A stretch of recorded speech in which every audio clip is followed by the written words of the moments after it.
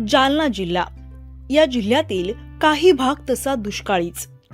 यात जिल्ह्यातील घनसावंगी तालुका मुख्यतः मोसंबी आणि ऊसाच्या उत्पन्नासाठी ओळखला जातो। पण गेल्या काही वर्षांपासून या पिकांसोबतच शेतकऱ्यांनी पारंपरिक पिकं घ्यायला सुरुवात केली आहे।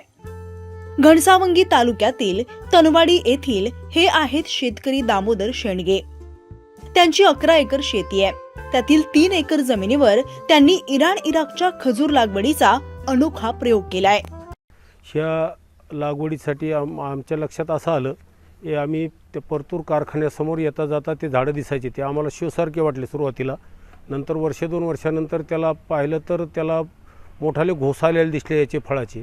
मग नंतर आमच्या लक्षात आलं की हे शोचे झाडं नाहीत, हे काहीतरी उत्पन्नाचं पीक आहे। मग आम्ही कारखान्यात आतमध्ये जाऊन चौकशी केली असता तिथे साकोळकर नावाच्या माणसाला भेटून त्याच्याकडे त्याची पूर्ण माहिती घेतली आणि त्यांनी माहिती सांगितल्याच्यानंतर हे इराणहून रोप मागावं लागतं असं समजलं। त्याची किंमत त्यावेळेला 3250 अशी होती। तर मग म्हणलं ठीक आहे, आम्ही लावू शकतो। मग ते आम्ही त्या माणसाशी कॉन्टॅक्ट केला। मग तो माणूस येऊन त्यांनी जमिनीची पाहणी केली। तो म्हणला जमीन त्याच्या योग्य आहे। त्याच्यानंतर लगे आम्ही मग 180-81 झाडाची बुकिंग करून रोपं मागून घेतली। 12 ऑक्टोबर 2019 ला 25 बाय 25च्या अंतरावर 200 रोपांची लागवड करण्यात आली। त्यावेळी वर्षातून फक्त 2 वेळा शेणखत देण्यात आलं। कुठलाही रासायनिक फवारा, कुठलंच खत, औषधाची मात्रा देण्याची गरज पडली नाही। 38 महिन्यांनंतर या झाडाला फुलं यायला सुरुवात झाली।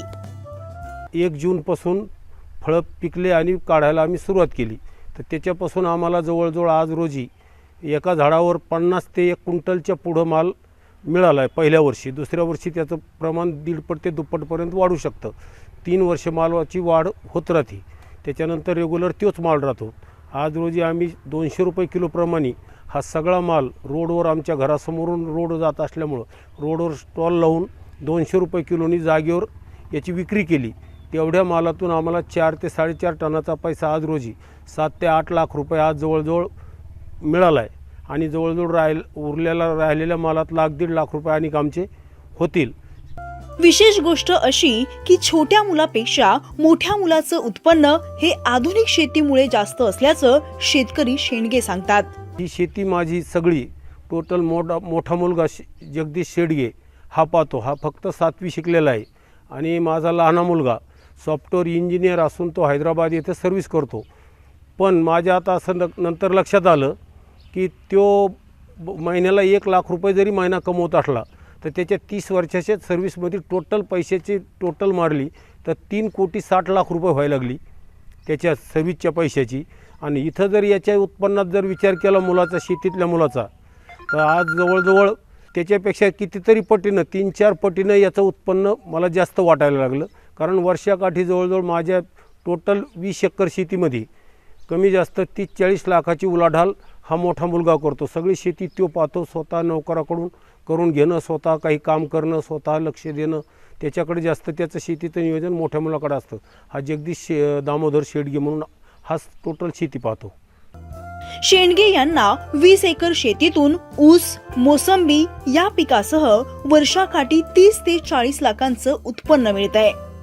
त्यांनी केलेला आधुनिक शेतीतला हटके प्रयोग तुफान यशस्वी झाल्याने आता इतरही शेतकऱ्यांचे पाय शेंडगे यांची खजूर शेती पाहण्यासाठी वळू लागल्यात।